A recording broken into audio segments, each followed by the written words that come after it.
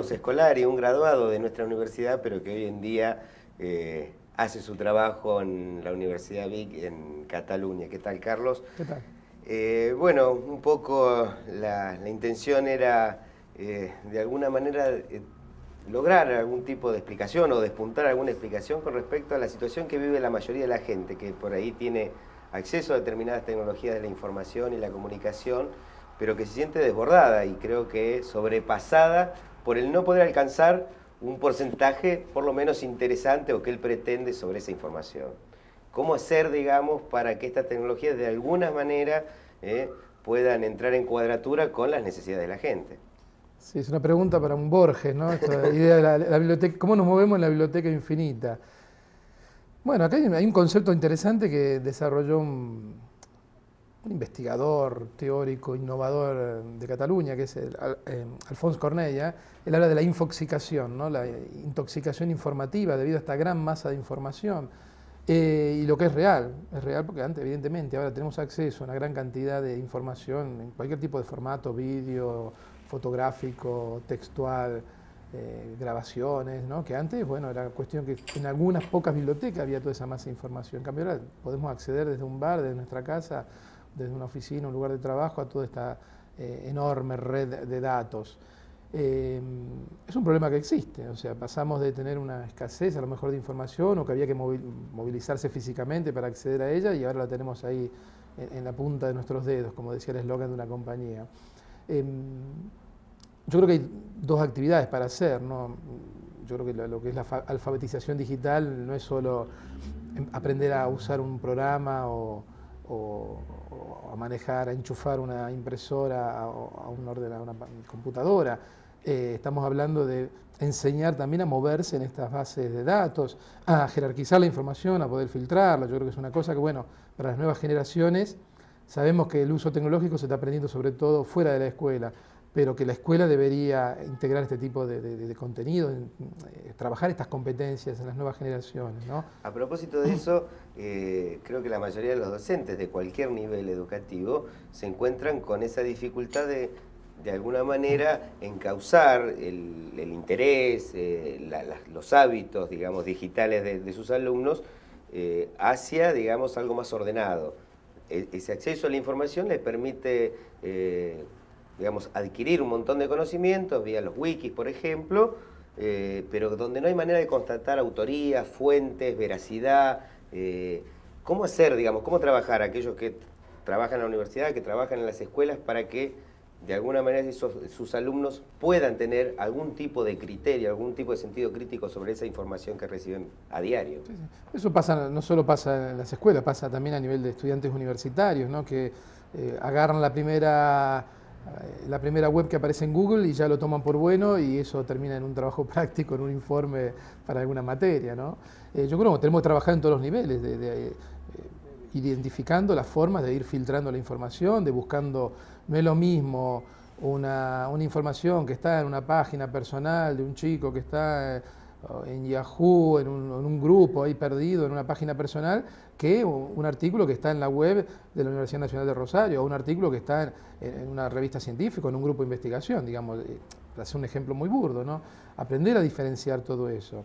A nivel universitario sabemos que hay varios portales o webs que incorporan todo tipo de material que los alumnos universitarios vuelcan ahí dentro, ¿no? En Cataluña está el Patata Brava, Rincón del Vago, y ahí también yo muchas veces entro a ver cómo funcionaban estas comunidades y hay algunos trabajos que también son útiles, son buena síntesis y otros directamente son de muy mala calidad.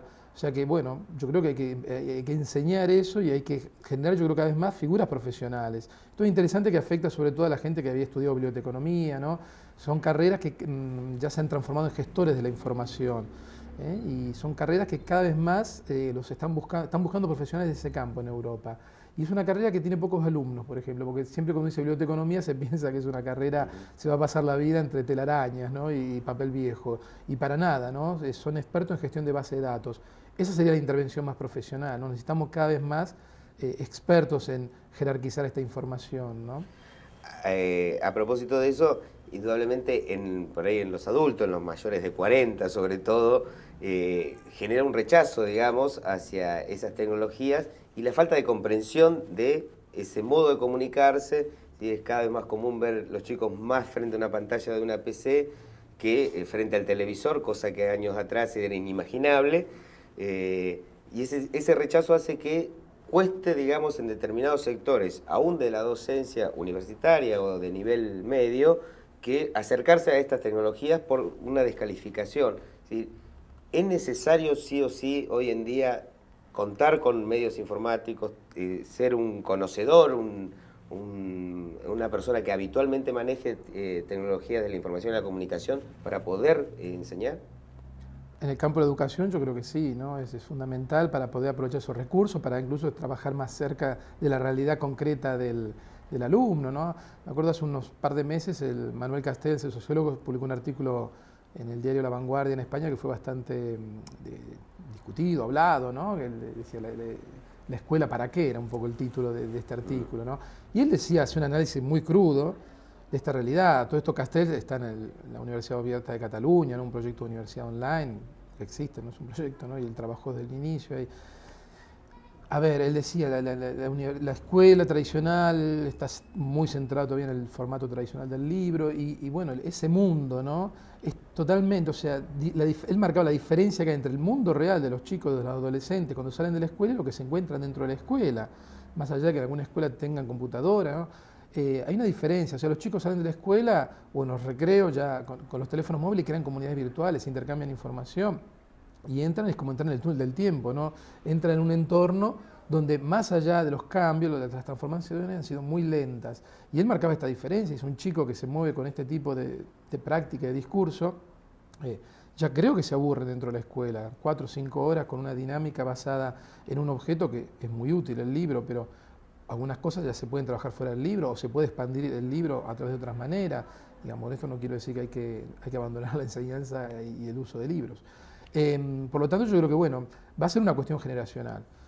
Se habla de nativos inmigrantes digitales, así como hay profesores que somos migrantes digitales y hemos llegado ya de grande a la tecnología y los nativos que ya vienen con esto incorporado. También hay maestros nativos y ya tenemos maestros nativos digitales y tenemos a lo mejor maestros que son migrantes digitales. Yo creo que es un proceso lento, no es tan rápido como muchos se imaginan o como uno quisiera, ¿no? Que fuera una transformación muy rápida, pero yo creo que se está dando y es importante también ahí las políticas públicas para facilitar estos proyectos y estos procesos de desarrollo. Y no me refiero solo al proyecto de, tenemos que poner una computadora en cada escuela, es mucho más que eso, ¿no? Tiene una parte sí de inversión tecnológica, pero tiene una parte muy fuerte de formación, de ver para qué sirve esta tecnología, cómo se la puede aprovechar, de intercambiar sobre todo experiencias con otros países, con otras escuelas, ¿no? Yo creo que va por ahí.